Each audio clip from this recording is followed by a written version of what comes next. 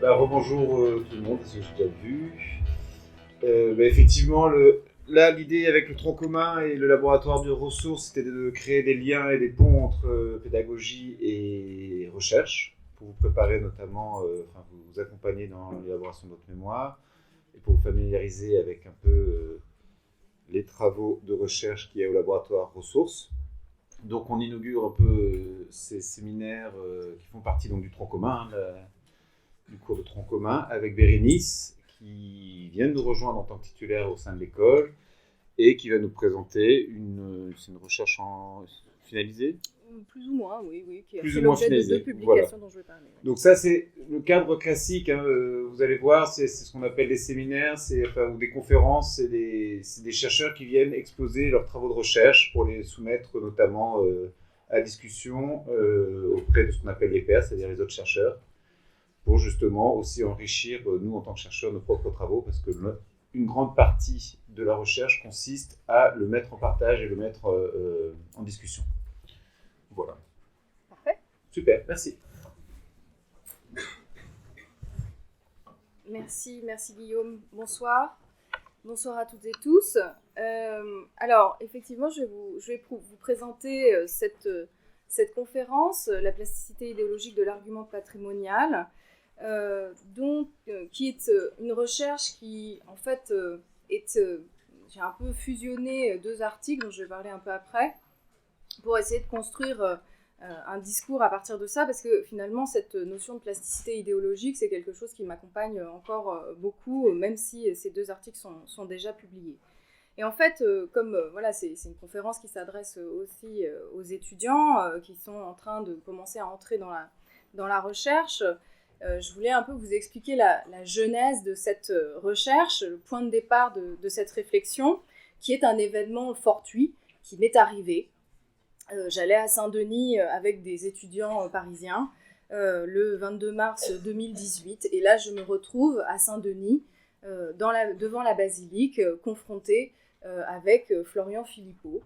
Donc tout le monde, je pense, sait qui est Florian Philippot, donc ancien numéro 2 du Front National et fondateur du parti Les Patriotes, qui publiait sur les réseaux sociaux une vidéo dans laquelle il revendique la cathédrale Saint-Denis, nécropole des rois de France, vous le savez, comme le patrimoine de la nation, contre ce qu'il qualifiait d'envahisseurs qui auraient occupé, chahuté, je cite, comme un lieu commun, le monument historique et par son intermédiaire les racines chrétiennes de la nation.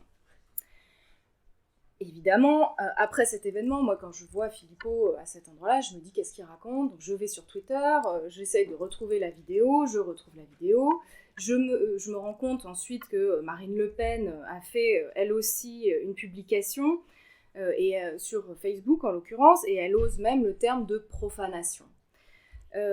Et donc ces 2 personnages politiques appellent ce qu'ils appellent les patriotes à s'insurger face à l'envahisseur, avec le discours anti-immigrationniste, anti-immigration, qui est le cœur de leur thématique politique, puisque pour eux, ces vagues d'immigration sont en train de piétiner l'histoire à travers la figure symbolique de la cathédrale de Saint-Denis. Et donc, évidemment, cet événement fortuit qui m'arrive il y a quelques années, je me demande un petit peu, je me dis, zut, il faut quand même un peu que je m'interroge sur cette question, parce que ce pan patriotique, voire nationaliste de la défense du patrimoine, je l'avais jusqu'à présent laissé vraiment de côté dans ma recherche. J'avais choisi un peu de rester, de mettre un peu des œillères et de ne pas forcément m'en préoccuper. Mais cet événement, suivi ensuite de pas mal de lectures justement sur l'utilisation du patrimoine de manière aussi internationale, pas uniquement en France, comme une défense d'un racisme culturel, d'une certaine manière, m'a incité en fait à poursuivre dans cette voie pour essayer de comprendre d'où vient finalement cette saisie du patrimoine par un certain nombre d'idéologies politiques. Et donc ça a donné lieu à 2 publications. La première dans l'ouvrage public Infrastructure, architecture, territoire, sous la direction de Dominique Rouillard, donc ouvrage qui est dans l'amphithéâtre et qui doit être en train de circuler. Et un deuxième qui a été publié dans ce volume Forging Architectural Tradition, qui est issu d'une session dans un colloque où, avec différents chercheurs venus de toute l'Europe, nous avons aussi exploré cette question de la tradition architecturale et des récits nationaux de la préservation et de la restauration du patrimoine. Et donc c'est un peu de ça que je vais vous parler. Enfin, c'est de ça que je vais vous parler ce soir. Et donc c'est à partir de ces éléments-là que j'ai commencé à penser cette idée d'une plasticité idéologique du patrimoine, ou plutôt d'une plasticité idéologique de l'argument patrimonial. Et je vais revenir sur tout ça. Et donc, face à ces questions, je me suis tournée vers le passé, en bonne historienne, pour tenter de saisir à différentes époques les usages du passé, avec des instrumentalisations politiques de l'histoire qui, en réalité, a une généalogie assez longue et très ancrée.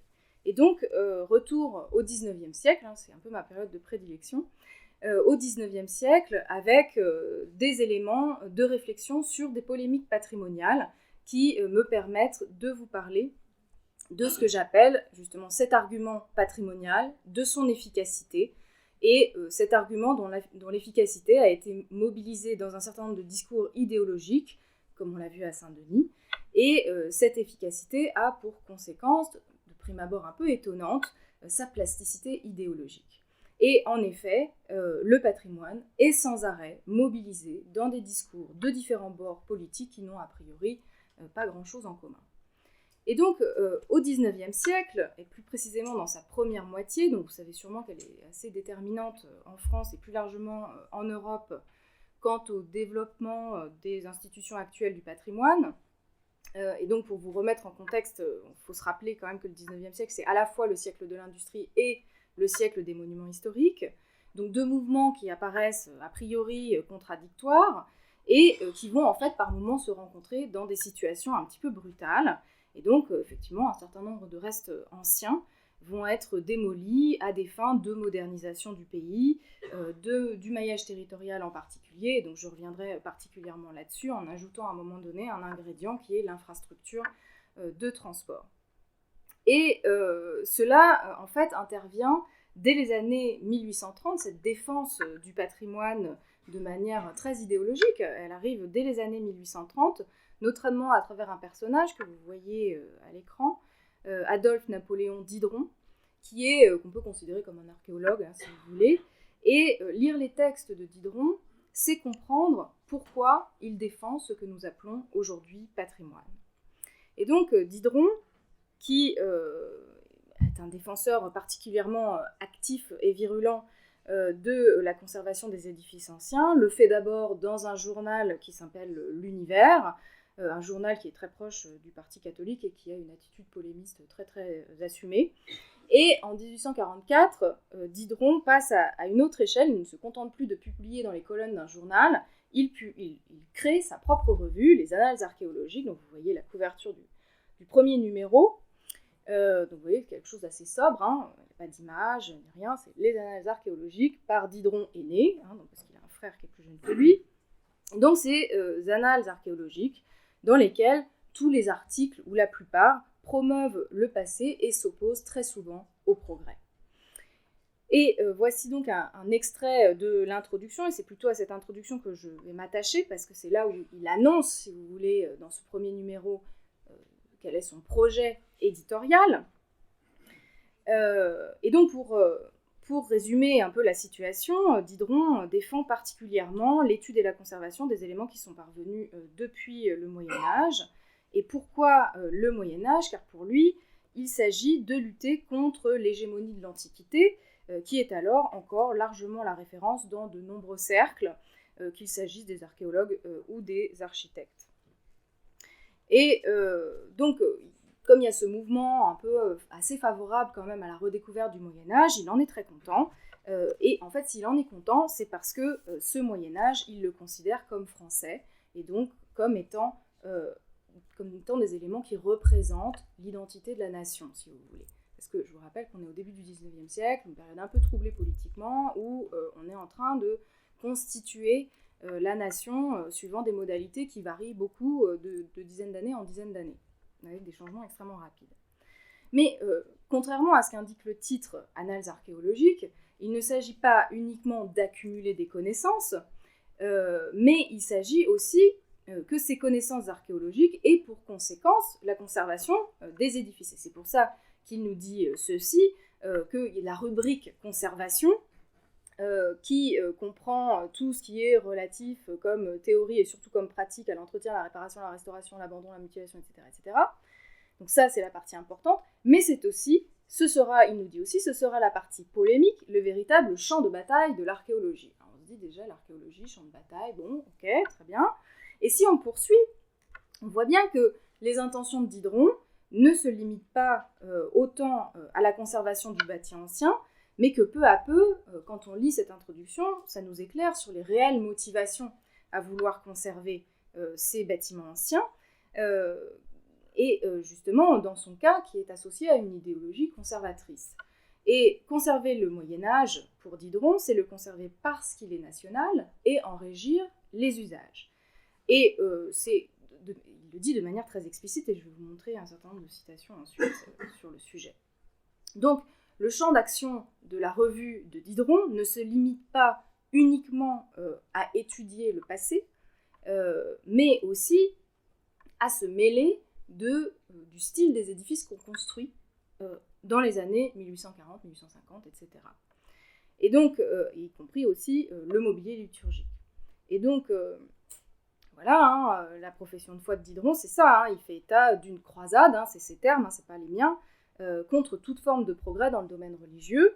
Et donc, il vient justement sur la question du style, il nous dit sur le style qu'il convient d'adopter dans la construction des églises nouvelles, et aussi donc sur l'inconvenance de l'éclairage au gaz, des pavés de salle à manger dans les sanctuaires, il y a une dévalorisation des techniques nouvelles pour venir privilégier ce qui se passait avant, sur l'emploi ridicule et ruineux des ciments romains, mastic, asphalte et bitume pour affermir des pierres gothiques ou romanes.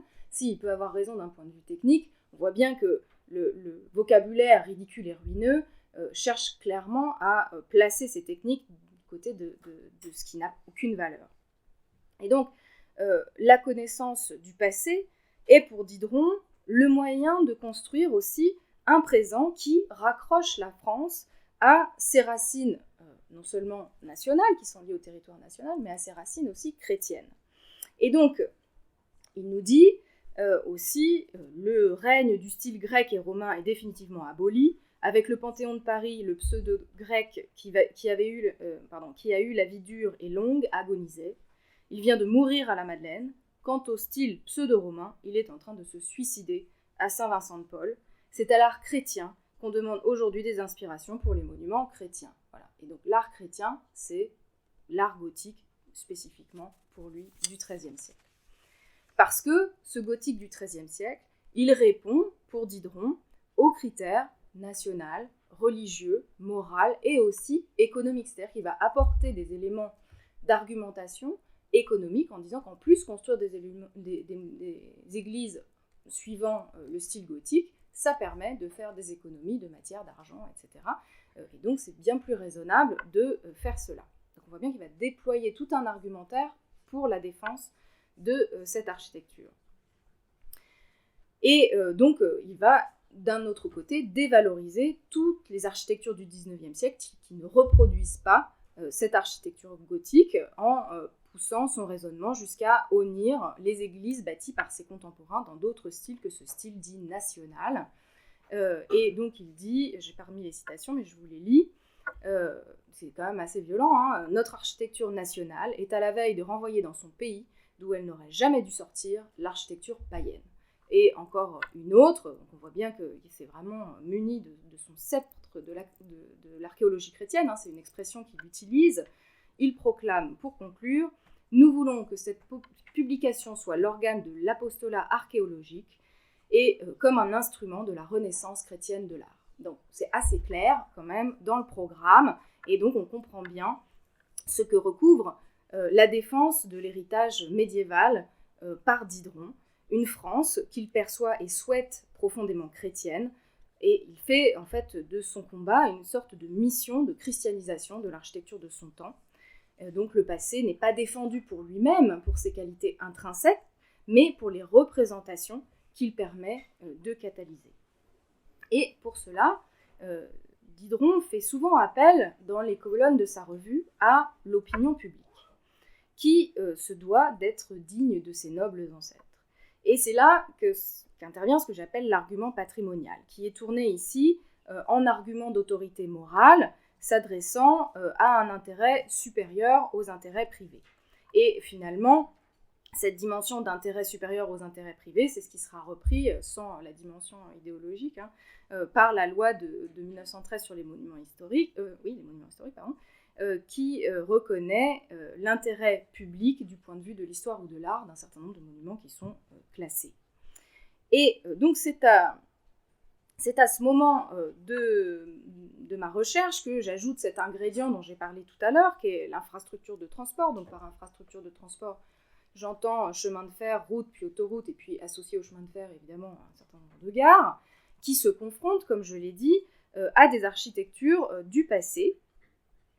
Et si je l'ajoute, cette infrastructure de transport comme ingrédient dans ma recherche, c'est parce qu'elle aussi, elle est du côté de l'intérêt public. Elle est désignée dès le XIXe siècle comme une nécessité publique pour un maillage territorial, améliorer les déplacements, les circulations des personnes et des biens. Et donc, on voit bien que ce sont deux intérêts publics, l'infrastructure de transport et les monuments historiques, qui forment deux blocs assez solides, l'un comme l'autre, et ils s'affrontent avec, d'un côté, la monumentalité héritée du passé, qui est mise face à celle construite par le présent. Parce qu'évidemment, les infrastructures de transport, c'est quand même des trucs assez importants, quoi.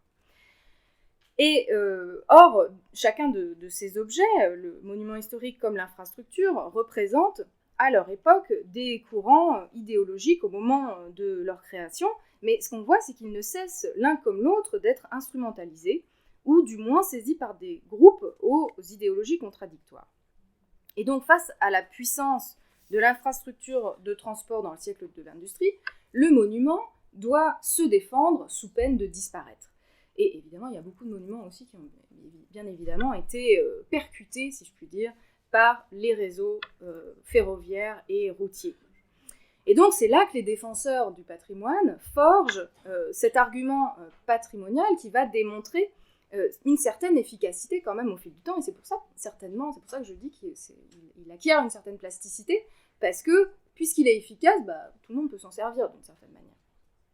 Et donc, face à la puissance de cette infrastructure, à la modernisation du territoire, par exemple, quelqu'un comme Prosper Mérimée, le premier, cherche une stratégie pour dévaloriser l'infrastructure au profit des monuments.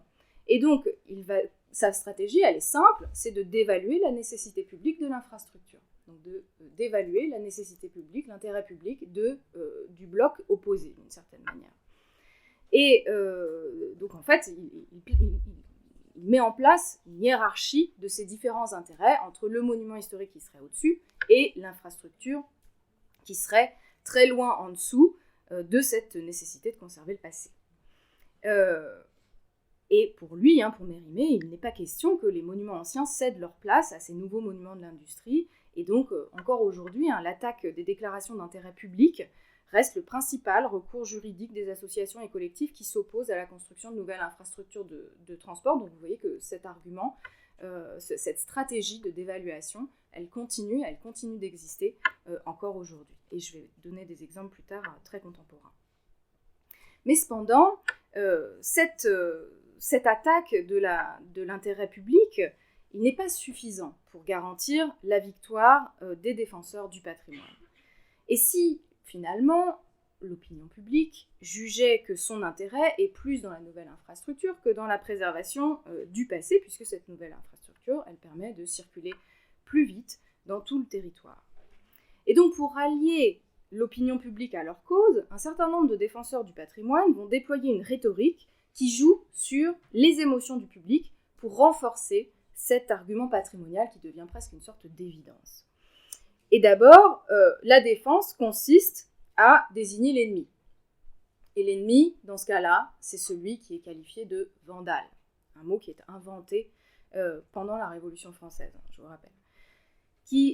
Ces vandales, ils sont tous regroupés sans autre forme de procès dans une seule et même dynamique. C'est-à-dire que le geste de la démolition, qu'il soit iconoclaste, hygiéniste, révolutionnaire, maladroit, ou motivé par la modernisation d'une ville, le maillage territorial, pour des raisons économiques, que les intérêts soient publics ou privés, tous ces actes sont vils et barbares, tels qu'ils sont énoncés de cette manière-là par un certain nombre de personnes, et en particulier si ces démolitions ont pour objet le progrès technique lié à cette infrastructure. Je vous montre ici rapidement deux citations assez parlantes de cette rhétorique dramatique. On retrouve Diderot. Je l'ai pas mis. C'est dans les annales archéologiques publiées par Diderot, mais c'est une lettre de l'abbé Barbier qui dit on a introduit le gaz dans nos églises. Peu avant, nous y verrons le chemin de fer. Quand une fois une paroisse a pris goût aux innovations, il n'est point de folie ni d'indigne tentative qu'elle n'entreprenne. Et cette même rhétorique qui continue toujours sous la plume des avocats du patrimoine dans la seconde moitié du XXe siècle, avec Yvan Christ, qui pousse encore plus loin les accusations, en disant « Avouable ou non quant à ces mobiles, le vandalisme est de toute façon, de quelque manière que l'on s'y prenne, pour tenter de le justifier, un viol. Il y aura toujours des vandales, parce qu'il y aura toujours des hommes qui auront la satisfaction animale de détruire ou de souiller ce qui les gêne, ce qui les dépasse, ce qui les humilie. » Et donc, d'après Yvan Christ, c'est une sorte de complexe d'infériorité. On est dans les années 60, et il poursuit après dans les années 70, toujours avec le même type de rhétorique. Et donc, c'est un complexe d'infériorité qui pousserait ses contemporains à malmener des monuments qui les dominent, et par une sorte de retour de virilité, ces vandales se rendraient alors coupables d'un crime inacceptable pour venger leur humiliation. Et donc, la lutte d'Yvan Christ, comme celle de Diderot, il y a une vraie filiation entre les deux, se place du côté, et j'utilise leur terme, de l'honneur chevaleresque, pour, je cite, le petit nombre de ceux qui en France ont le cœur bien placé là où il faut, donc les autres, autant dire qu'ils ne l'ont pas au bon endroit.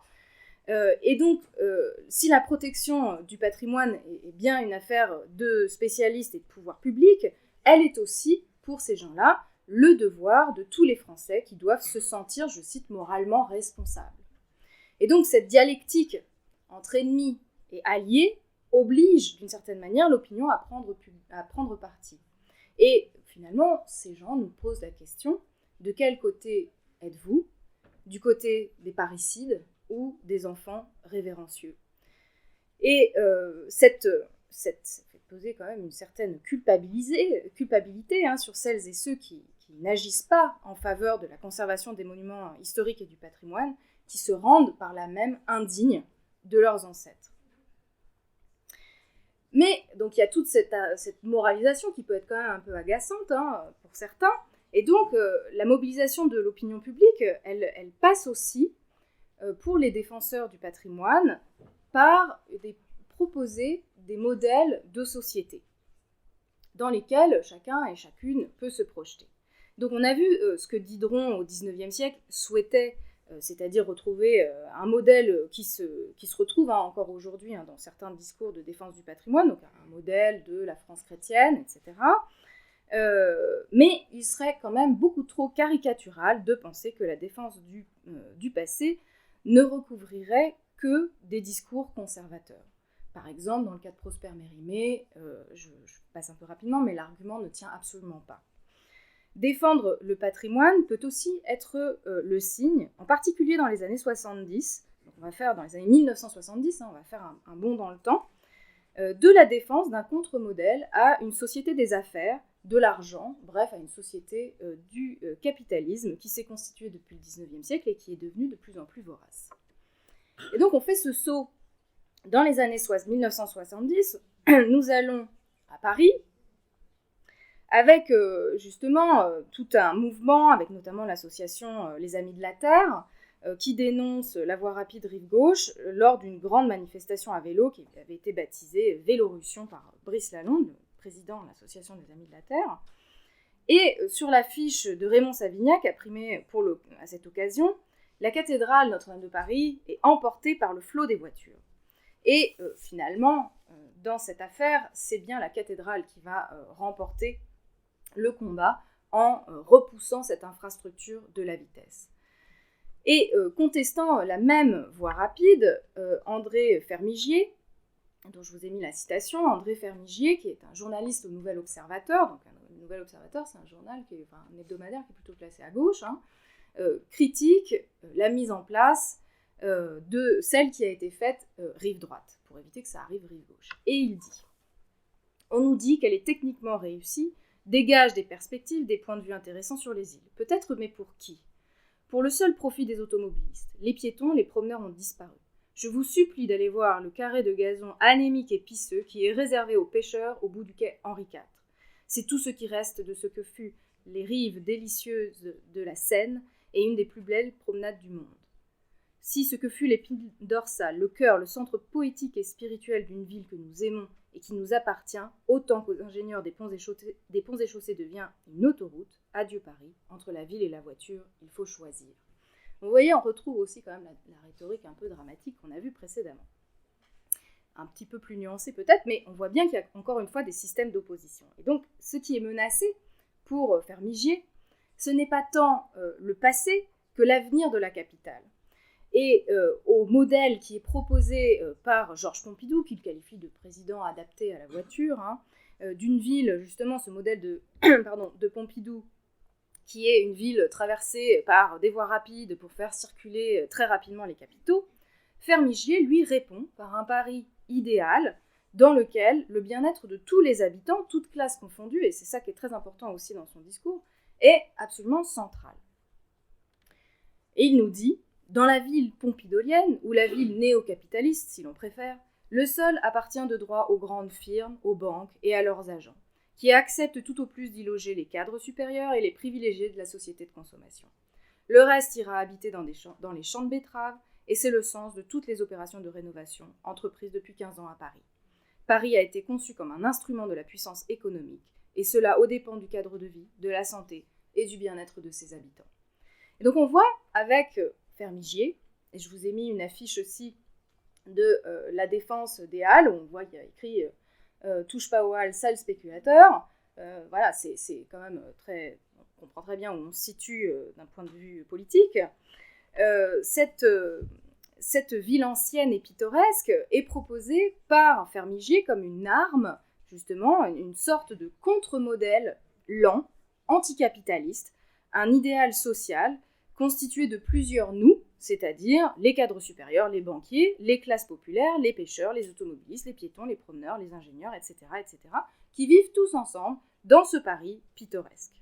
Et donc, vous voyez ici ce dont je parlais plus tôt quand je parlais de plasticité idéologique. Le patrimoine est ainsi saisi par différents bords et instrumentalisé d'une certaine manière à la faveur de ce qu'on veut bien lui faire dire, et non pour ses qualités intrinsèques. Et donc, la raison, à mon avis, en tout cas mon hypothèse dans cette recherche de la plasticité idéologique du patrimoine, de l'argument patrimonial, cette raison, c'est l'efficacité. Et donc là, je vous ai mis cet exemple sur lequel je vais élaborer très rapidement, mais je surveille le temps, ça va, qui confère justement cet argument, confère au monument la capacité d'éloignement de l'infrastructure. Là, je reviens au XIXe siècle avec un certain nombre de tracés des routes départementales qui traversent les villes et les villages. Et ces routes vont s'écarter au voisinage des monuments. Alors ici, le cas de Poitiers, du baptistère de Poitiers, fait partie de ces cas qui ont été défendus, qui sont très fameux et qui ont été défendus par Prosper Mérimée. Le petit pointillé rouge, vous voyez, c'était le premier tracé de la route, ça passait à travers le baptistère Saint-Jean, qui est un des monuments les plus... qui a été présenté par Mérimée comme le premier monument chrétien encore debout en France. Donc, vous imaginez, le truc, c'est quand même important, quoi. Et donc, finalement, Mérimée, il se bagarre, etc. Et il arrive à faire en sorte que la route vienne décrire, comme ça, cette courbe, cette espèce de politesse, de gentillesse à l'égard du baptistère Saint-Jean de Poitiers. Et donc on voit qu'avec ce combat, en fait cet argument patrimonial que lance Mérimée, la cohabitation entre ces deux blocs dont je parlais tout à l'heure est aussi possible si l'infrastructure veut bien faire cette gentillesse, cette courbe en présence du monument, et donc ce dernier, le monument, autorisant d'une certaine manière la circulation à se dérouler à ses pieds. Donc voilà, je vous donne que cet exemple qui était 1831, la défense du baptistère de Saint-Jean de Poitiers. Et donc, ce repoussoir, d'une certaine manière, que constitue le monument, le patrimoine, le patrimoine, je rappelle, c'est un mot du XXe siècle, au XIXe siècle, on parle de monument historique, donc c'est pour ça que je mets monument et patrimoine un peu au même niveau, même s'il faudrait apporter des nuances. Cet argument patrimonial, il est efficace pour éloigner l'infrastructure, que ce soit de lui-même ou des centres urbains dans le cas de Paris, comme on l'a vu, pareil pour aussi essayer de limiter les traversées à grande vitesse, notamment par les autoroutes, des paysages qui sont eux aussi patrimonialisés. Et pour arriver vers la fin de ma démonstration, je vais essayer d'aborder encore deux exemples pour vous montrer à quel point cet argument patrimonial, que moi j'appelle désormais évidence patrimoniale, est extrêmement puissant. On est ici à Paris, donc on est en 2018, avec la maire de Paris qui avait décidé la piétonisation des berges de la Seine, notamment rive droite. Et les associations d'automobilistes sont parvenues à rendre caduque la décision de la maire de Paris. Et ce qui se passe, c'est que cette dernière, Anne Hidalgo, donc la maire de Paris, va utiliser l'argument patrimonial pour revenir à la piétonisation de la rive droite, des quais de la rive droite. Et en fait, dans le premier arrêté que le Conseil de Paris avait publié, ce premier arrêté mentionnait d'éloigner les voitures pour améliorer la qualité de l'air. Et donc pour des raisons de santé publique. Pour le deuxième arrêté, ce qui va se passer, c'est que la mairie de Paris, et en particulier Anne Hidalgo, vont utiliser cette évidence patrimoniale pour faire en sorte que les automobilistes ne puissent plus casser cet arrêté municipal. Et donc, ce qui se passe, c'est que, en fait, elles profitent du fait que les berges de la Seine sont protégées au titre du patrimoine mondial de l'UNESCO, pour dire les voitures dégradent ce patrimoine mondial de l'UNESCO. Et là, le tribunal, donc c'est, je sais plus, la cour administrative d'appel, confirme le 21 juin 2018, confirme cet arrêté municipal de piétonisation des berges de la Seine. Et très rapidement, sur les réseaux sociaux, la maire de Paris annonce le retour de la piétonisation des quais de la rive droite, et où on voit bien qu'il n'est absolument pas question dans son tweet ni dans son discours de la préservation patrimoniale d'un élément protégé au titre du patrimoine mondial de l'UNESCO. Donc ici, c'est ce qu'il s'agit de promouvoir, c'est un projet de transformation des rives de la Seine pour en faire un parc, une promenade piétonne, mais c'est pas du tout de venir protéger d'un point de vue patrimonial ces berges de la Seine. C'est pas le sujet. Mais par contre, elle l'utilise parce que ça, c'est un argument qui est imparable, et effectivement, les automobilistes n'ont rien à dire, c'est pas leurs petites voitures qui vont venir contrer le patrimoine mondial de l'UNESCO. Et on voit bien que dans ce cas, la dimension patrimoniale des quais de la Seine, elle est totalement, d'une certaine manière, privée de son autonomie, car ces berges de la Seine, elles ne sont pas défendues pour leur qualité, pour elles-mêmes, d'une certaine manière, mais elles sont mises au service d'un certain nombre de valeurs qui leur sont extérieures. Et donc là, ici en l'occurrence, des valeurs qui sont tout à fait importantes, la santé publique, la qualité de l'air, etc.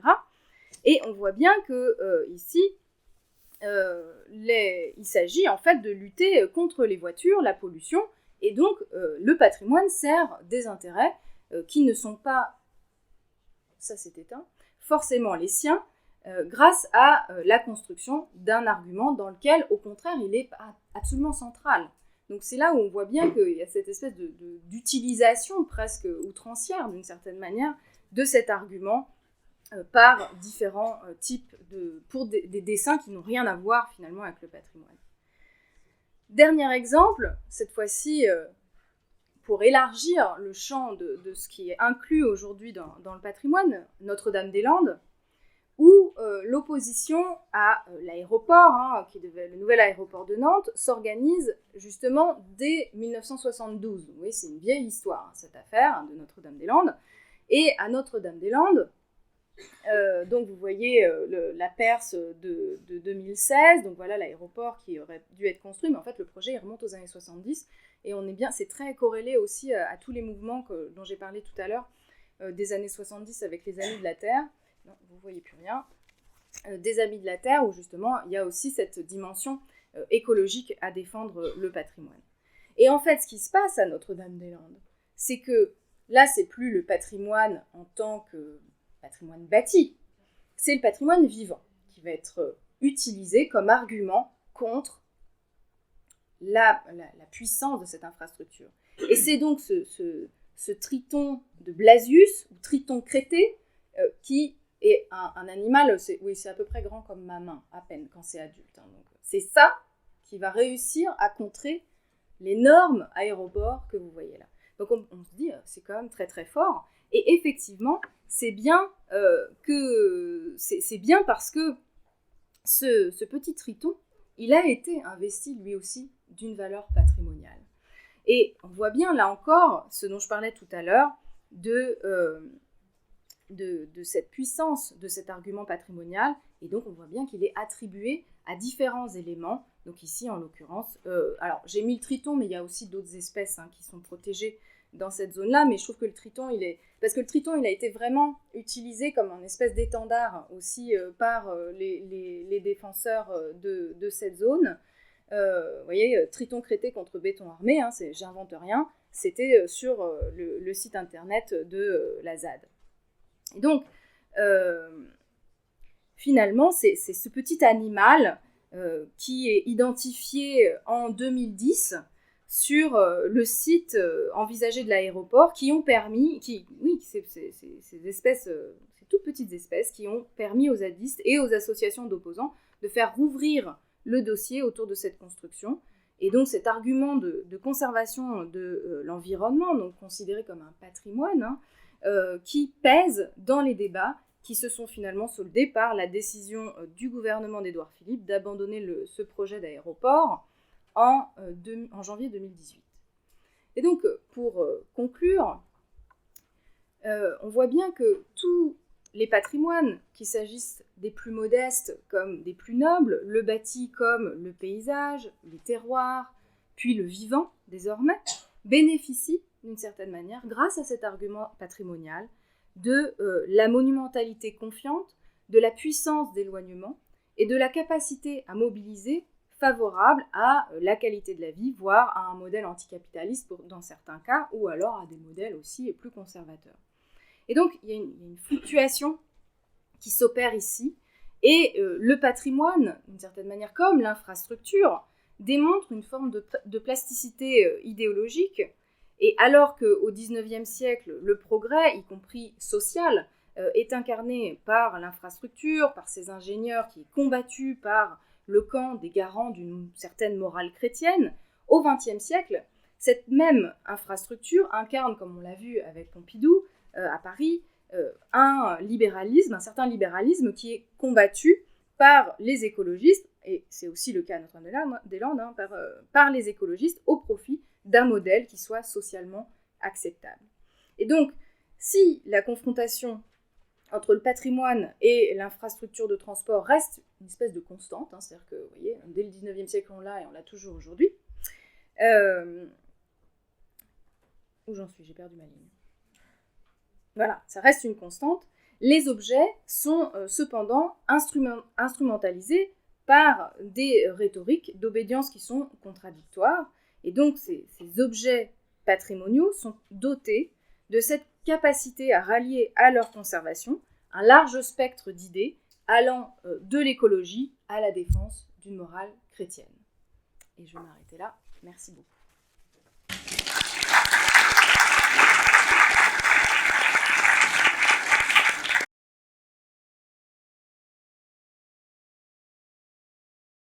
Est-ce que, donc l'instrumentalisation de l'histoire, c'est une constante, est-ce qu'il y aura une spécificité de cette instrumentalisation du patrimoine ? Disons que s'il y a une spécificité à l'utilisation de cet argument, et c'est ce que j'essaye de démontrer, c'est qu'il y a une grande efficacité.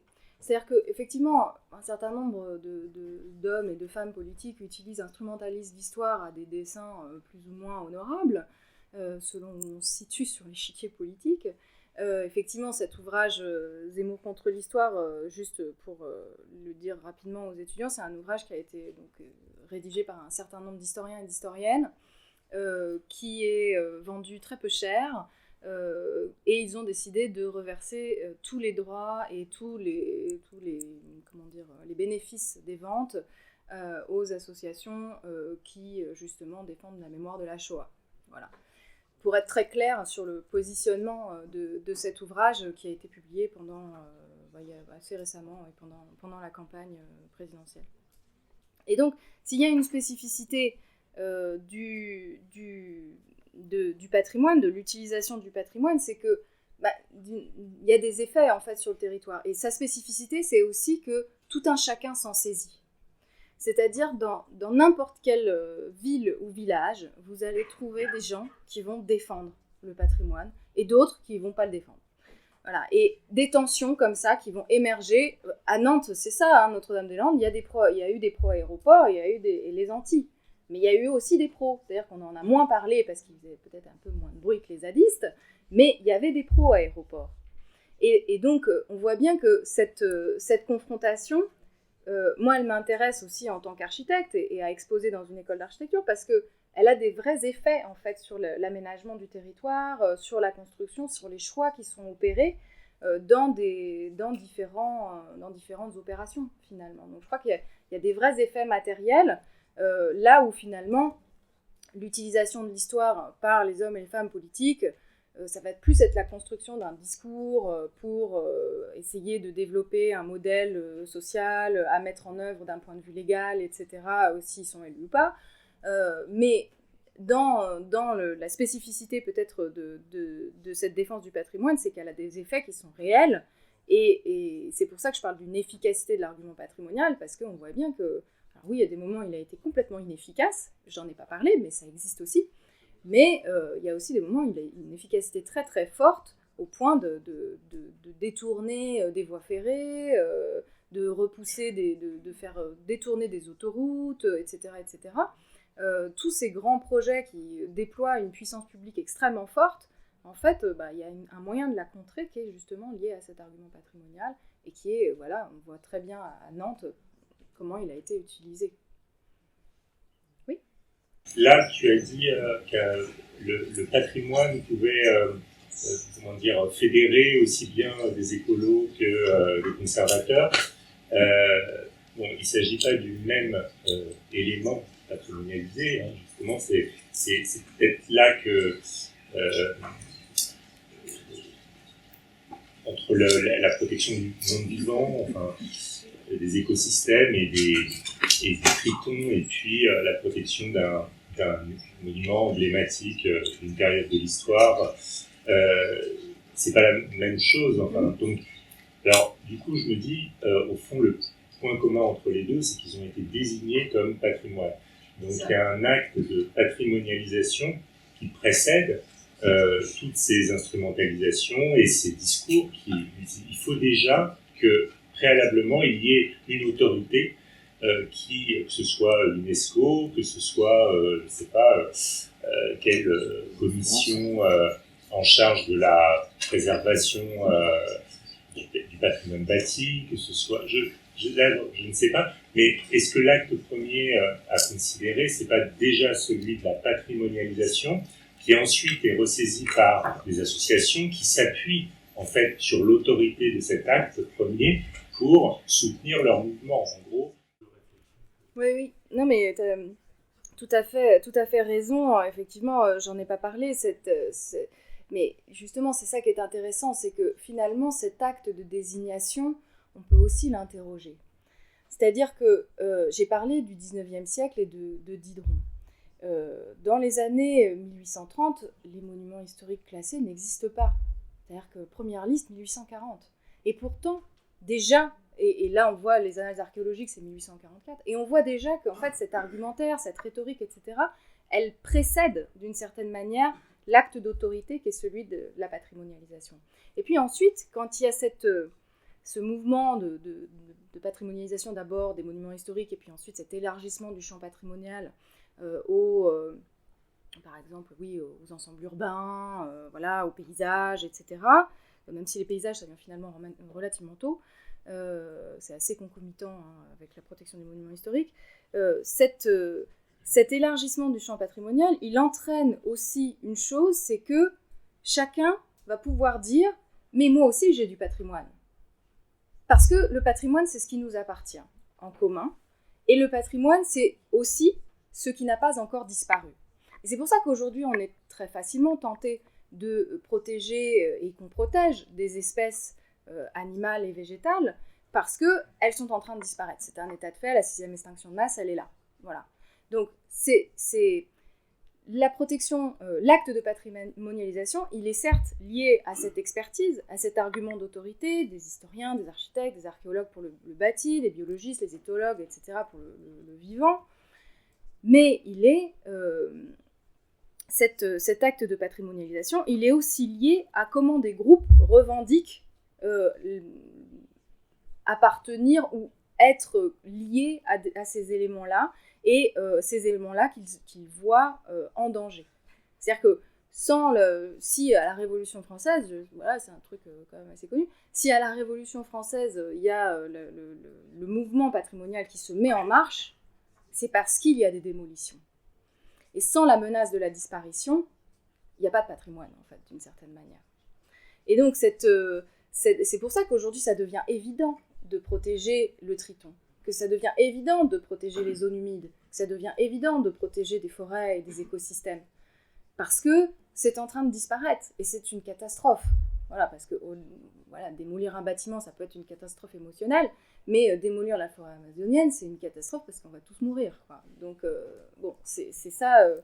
Et donc, dans cet acte de patrimonialisation, et ça, il y a beaucoup d'anthropologues qui travaillent aussi sur ces questions-là, c'est qu'on voit bien qu'il y a des mouvements, ça c'est Daniel Fabre qui parle de ça, on a un âge des monuments historiques, où ce sont ces grands monuments héroïques, et dans cette image, ici, on voit bien, il choisit Notre-Dame de Paris, parce que Notre-Dame de Paris, c'est le monument de Paris, c'est la cathédrale de la capitale, elle est mythique, quoi. Donc il y a cette identification qui est extrêmement facile. Donc faire peser la menace sur ce bâtiment, tout de suite, ça déclenche, on se dit, ah mais non, c'est pas possible, on peut pas la perdre.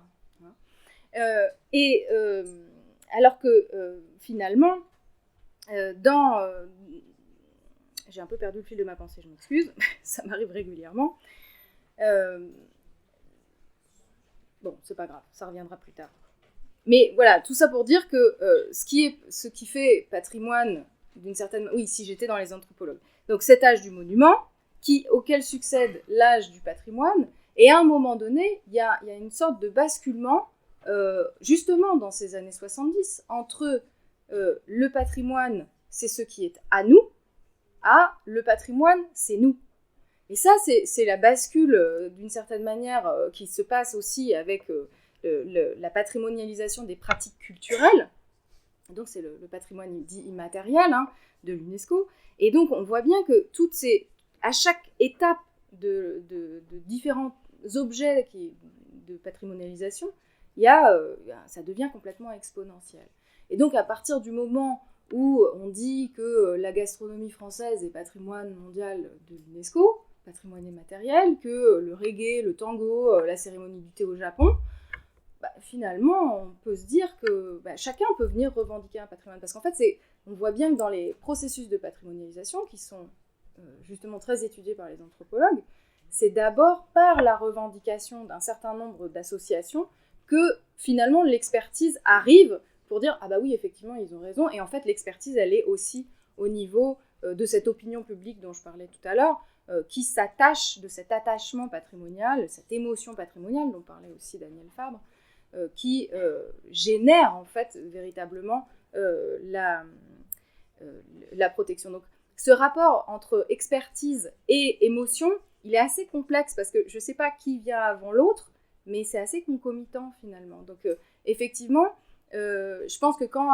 Anne Hidalgo utilise la protection UNESCO, ce qu'elle fait, c'est aussi qu'elle prend acte de cette puissance de l'argument patrimonial en disant bon bah très bien, ça personne ne pourra me contredire.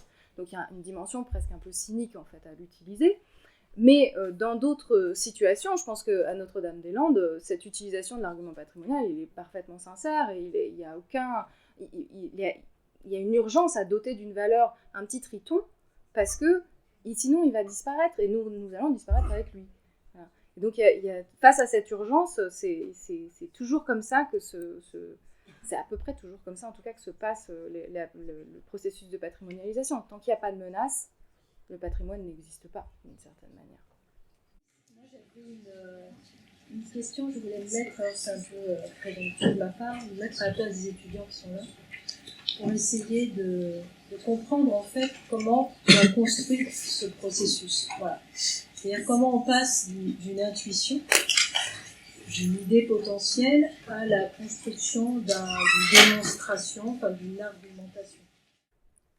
Oui, alors effectivement, tu as tout à fait raison de dire que c'est parti d'une intuition, c'est ce que je disais au début, hein. Il m'arrive ça, je suis à Saint-Denis par hasard, je me retrouve là en même temps que Laurent Philippot. Bon, premier choc. Et premier choc parce que, encore une fois, c'est ce que j'ai dit tout à l'heure, c'était vraiment cette utilisation assez droitière, voire extrême droitière du patrimoine. C'est quelque chose, je connaissais l'existence, mais à laquelle j'avais pas forcément très envie de mettre un peu les doigts dans ces trucs un peu sales, d'une certaine manière, en tout cas que moi je considérais comme ça, et donc à un moment donné, je me suis dit, bah non, la recherche c'est aussi ça, la recherche c'est aussi penser contre soi-même, hein, c'est Michel Foucault qui disait ça, c'est pas moi, et penser contre soi-même, ça veut dire aussi aller dans des retranchements où on n'a pas forcément envie d'aller. Et donc pour ça, effectivement, je me suis mise à la recherche de différents moments de l'histoire où je voyais ces émergences. Alors, ça a commencé par, en réalité, je les ai montrés dans un ordre différent, mais ça a commencé par l'ouvrage qui est ici à droite, qui est en fait, c'était un colloque, un congrès à Rome. Et il y avait donc cet appel à colloque et sur ces récits nationaux. Donc je me dis, j'étais en train de faire ma thèse sur Eugène Viollet-le-Duc, et je me dis, je sais que chez Eugène Viollet-le-Duc, il y a quand même une défense de la nation, de la construction de la nation, pas du tout pour des raisons religieuses, hein, c'est un peu différent. Et il y a aussi une dimension qui est assez peu explorée chez Viollet-le-Duc, qui est la dimension raciale. Là, je me suis dit, bon, je ne m'y suis pas encore collée à celle-ci, il va falloir que je la fasse. Voilà, et donc je me suis dit, c'est le moment d'affronter Viollet-le-Duc, que j'étudie depuis des années, d'affronter cette dimension raciste de l'œuvre de Viollet-le-Duc. Et donc, ça, première opportunité, d'essayer de montrer comment, dans le récit viollet-le-ducien de l'apologie du Moyen-Âge, il y a une corrélation entre la théorie des races d'Arthur de Gobineau et la défense du génie de la race et du génie de la nation française. Donc première étape, je savais que ça existait puisque j'avais lu les textes évidemment, et de Viollet-le-Duc, et donc je me dis, ça y est, cette fois j'y vais. Donc ça commence comme ça, voilà, en se disant, c'est vraiment un truc que j'ai pas trop envie de regarder, c'est un point aveugle de tout mon travail, mais il faut quand même que je m'y colle à un moment donné, parce que sinon, c'est pas scientifiquement défendable. Et ensuite, deuxième opportunité, finalement, en ordre chronologique, c'est cet ouvrage public. Et donc ça, d'un point de vue méthodologique, ça montre comment le laboratoire du LIAT, le laboratoire Infrastructure, Architecture et Territoire, qui était à l'époque encore dirigé par Dominique Rouillard, qui était ma directrice de thèse, décide de se mettre tous ensemble, et donc c'est l'ouvrage que vous voyez là, autour, qui passe dans le public, qui décide de se mettre tous ensemble, comme régulièrement tous les 2 ans, tout le labo se met ensemble autour d'un thème, et là le thème c'était public. Et public, c'était tout sauf les espaces publics, je le précise, c'est-à-dire toute la dimension du public, sauf la dimension spatiale. Voilà, ça c'est clair.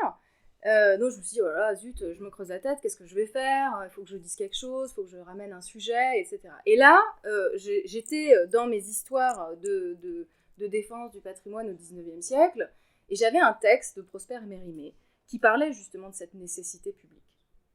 Et donc je me dis, bah voilà, ça y est, j'ai trouvé mon public, c'est la nécessité publique, donc l'intérêt public, et donc comment le monument historique est un intérêt public, et comment l'infrastructure est aussi un intérêt, enfin, est doté aussi d'un intérêt public. Donc en fait, d'une certaine manière, je suis assez mauvaise en méthode, ça part surtout sur des intuitions et avec des opportunités que j'ai eues pour creuser des questions. Et donc finalement, on voit bien que, et ça il me semble important quand on débute en recherche, c'est que on pense qu'on travaille sur une chose. Moi, je pensais que je travaillais sur public, mais en fait, je travaillais sur la plasticité idéologique. Mais ça, évidemment, c'est en travaillant, en lisant les textes, en argumentant, en construisant mon article, que je m'en suis rendu compte. C'est-à-dire qu'à un moment donné, il y a un phénomène dans la recherche qui est que on commence à travailler sur un certain nombre de choses, on pense qu'on est en train de faire un truc très linéaire et qu'on va arriver au bout et que ça va être super. Et en fait, à un moment donné, il se passe un truc peut-être un peu magique, en tout cas pour moi c'est un peu magique, et on se dit mais non, en fait c'est pas du tout ça dont je suis en train de parler. C'est tout à fait autre chose. Et là, d'un coup, le travail prend une ampleur tout à fait différente et on peut vraiment en faire un article qui soit publiable. Parce que si j'avais juste traité de cette opposition entre 2 intérêts publics, bon, l'article aurait peut-être été un peu ennuyeux au final. Et finalement, je pense qu'il était quand même intéressant. Voilà.